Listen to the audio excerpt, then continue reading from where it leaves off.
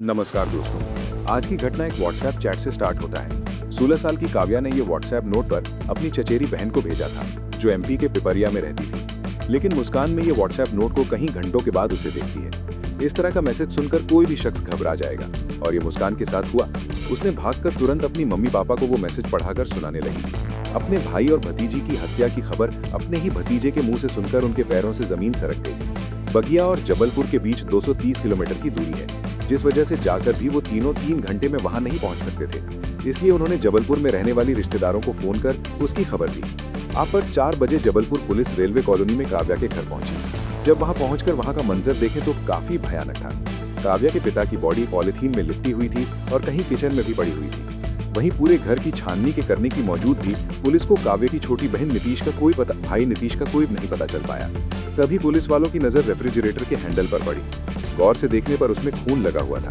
उन्होंने किया काव्या के साथ। जब उन्होंने रेफ्रिजरेटर को खोला तो उनकी शंका शक के रूप में बदल गई। तनिष्क की बॉडी कंबल में लिपटी हुई थी। कई सालों में इस तरह के केस देखने को हमें नहीं मिले थे, जिससे डेड बॉडी को छुपाने के लिए फ्रीजर का इस्तेमाल किया गया था।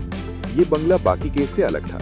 बॉडी की कंडीशन बता रही थी कि जिसने भी अपराध किया है या अंजाम दिया है, उसके सर पर खून सवार होगा। यह ऐसा शैतान जिसने 8 साल के बच्चे को भी नहीं बचा। घर पर मिले पिता और 8 साल के बेटे की लाश से पूरे परिवार में हाहाकार मच गया।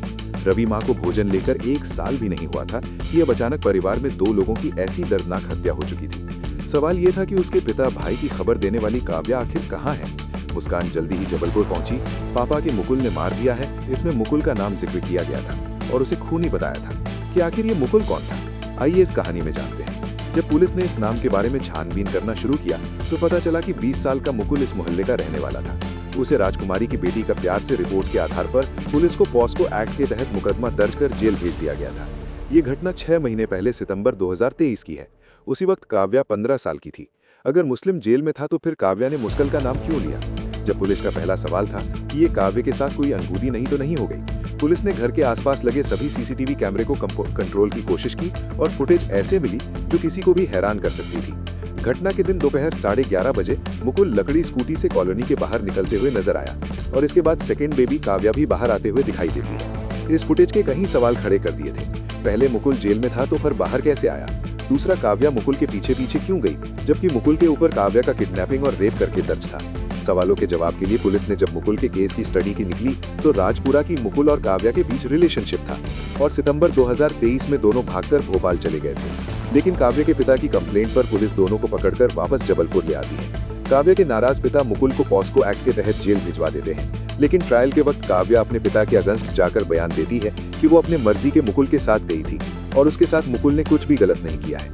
दिए गए बयान के आधार पर कोर्ट मुकुल को रिहा कर देती है। जब पुलिस के सामने सब कुछ क्लियर था तो इन्वेस्टिगेशन जब शुरू हुई तो मुकुल और काव्या रेलवे स्टेशन के सीसीटीवी फुटेज में दिखाई दिए जाते हैं। ये दोनों प्लेटफॉर्म नंबर 1 से कूदते हुए दिखाई देते हैं, लेकिन 10-15 मिनट के बाद प्लेटफॉर्म नंबर 3 में निकलते हुए दिखाई देते हैं। लेकिन इन दोनों का ये ड्रामा पुलिस को चकमा देने का था। पुलिस अब समझ चुकी थी कि भले यह दोनों कम उम्र के थे, लेकिन दिमाग से साथी अपराधी जैसा। जिसके बाद यह दोनों बस स्टैंड के पोस्टिंग में दिखाई दिए। जांच करने पर पता चला कि कटनी जाने वाली बस पर चढ़े थे, लेकिन ये दोनों इतने शातिर थे कि महज 90 किलोमीटर की दूरी तय करने के लिए इन्होंने कहीं बसेस बदली थी। पुलिस की टीम जब तक कटनी पहुंची तो लोग वहां भी जा पहुंचे थे, लेकिन कहां इसका पता ही नहीं चल पा रहा था। दोनों के मोबाइल नंबर सस्पेंसली सर्वांस में लगे थे, लेकिन इसके बावजूद उनकी एग्जैक्ट लोकेशन का पता नहीं चल पा रहा था, क्योंकि वो इंटरनेट के लिए पब्लिक वाईफाई यूज कर रहे थे। पब्लिक वाईफाई यूज करने से करके वो दोनों कॉल जैसे ही अपना इंटरनेट ऑन करता, फिर कोई ट्रांजैक्शन करता तो इन्फॉर्मेशन पब्लिक वाईफाई के डॉक्यूमेंट में चली जाती है, ना कि उनके मोबाइल फोन की। किसी भी तरह डिजिटल प्रिंट पुलिस के साथ नहीं लग पा रहा था। काव्या के फादर और भाई की पोस्टमार्टम रिपोर्ट आ गई थी। पिता के सर पर किसी भारी हथियार से 10-12 बार वार किया गया था, जिससे उसका सर बुरी तरह से डैमेज हो गया।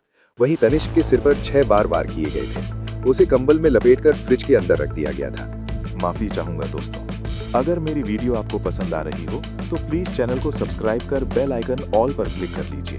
अब वीडियो में आगे। लेकिन फिंगरप्रिंट से पता चल जाता है कि नीतीश की मौत तुरंत ही नहीं, बल्कि उसे फ्रिज के अंदर दम तोड़ने से हुई थी। पुलिस के पास ये एरिया आओ सीसीटीवी फुटेज से मिली, जिसमें मुकुल 15 मार्च की सुबह 3:05 पर हाथ में ग्लव्स पहनकर घूम रहा था। इसी फुटेज में पॉलिथीन और बैग लेकर काव्या के घर जाते हुए भी दिखाई दे रहा था। पुलिस ने खुलासा किया कि मुकुल पुलिस दिन में गैस कटर और हत्या लेकर गया था। पुलिस जब मुकुल के घर पर दबिश डालती है तो उन्हें पता चलता है कि उन्हें सिर्फ एक बड़ा भाई मिलता है। भाई ने बताया कि जेल से बाहर आने के बाद मुकुल के चरित्र में ज्यादा ही ड्रेसिंग और मूविंग देखने को मिल रहा था। घर की तलाशी लेने पर पुतुल पुलिस को पता चलता है कि वो मुकुल अपनी सारी मार्कशीट्स और सर्टिफिकेट लेकर घर से गया हुआ है, यानी वो प्लानिंग में उसने पहले ही कर ली थी। फाइनली पुलिस को एक इंस्पेक्शन लीड मिलती है जिससे काव्या एक रेस्टोरेंट में पेटीएम तो पहुंची थी जो वो वहां से जा चुके थे।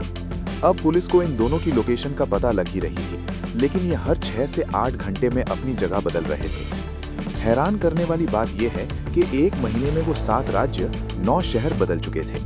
ये बस ट्रेन से नहीं, केवल फ्लाइट से भी ट्रैवल कर रहे थे। कटनी, पुणे, विशाखापट्टनम, गोवा, मुंबई होते हुए वो लास्ट लोकेशन कर्नाटक के गुरुका गांव में मिली है। 8 पुलिस की टीम, 35 से भी ज्यादा पुलिस कर्मियों के लोकेशन, लोकल इंस्पेक्शन की टीम उनके पीछे लगी हुई थी। फिर भी आज 19 अप्रैल 2024 इस दिन तक पुलिस उनको पकड़ नहीं पाई थी। इस केस से जुड़े कुछ ऐसे सवाल सामने आते हैं जिसका जवाब सिर्फ काव्या और उसका बॉयफ्रेंड मुकुल ही दे सकते थे। पहले, अगर काव्या मुकुल के साथ इन्वॉल्व है तो काव्या दरवाजा खोलकर मुकुल को घर के अंदर ला सकते थे, तो फिर मुकुल ने गैस कटर से पीछे का दरवाजा क्यों काटा? और दूसरा सवाल, और सबसे इंपॉर्टेंट सवाल, पोस्टमार्टम रिपोर्ट मर्डर का टाइम अर्ली मॉर्निंग मेंशन किया गया है। वहीं काव्या ने अपनी बहन को सुबह 8:30 मैसेज भेजा, जबकि ये दोनों दोपहर 12:30 पर कॉलोनी से बाहर जाते हुए सीसीटीवी कैमरे में दिखाई दिए जाते हैं। घर में मिले चाय के 2 कप झूठे बर्तनों से पुलिस को पता चला कि ये दोनों आराम से खाना पीना कार किए गए हैं, यानी मर्डर करने के बाद 4 घंटे तक पुलिस पर ही थे। अब सवाल ये है कि अगर काव्या मुकुल में शामिल है तो उन्हें 8:30 बजे अपनी बहन को मैसेज क्यों किया और 12:30 तक घर पर क्यों रुकी रहे? तो क्या काव्या ने मुकुल से छुपकर ये मैसेज किया था? क्या मुकुल के प्रेशर में, या फिर किसी प्लान का हिस्सा? आज दिन कोई ना कोई अपराध किसी न किसी रिश्ते में सर्व करता ही रहता है। इस केस में पिता, बेटी और बहन के रिश्ते तार-तार हो गए। मात्र 16 साल की उम्र में अपने घर को अंजाम पहुंचा देना, ये ख्याल सोचकर भी डर लगता है। जिसको अपना समझ रहे हैं वो सच में कितने अपने हैं। तो दोस्तों, ये वीडियो यहीं खत्म होती है। अगर आपको ऐसे ही क्राइम से जुड़ी वीडियो देखना पसंद है तो आप मेरे चैनल को सब्सक्राइब कर अपने दोस्तों यारों तक इस वीडियो को शेयर करें।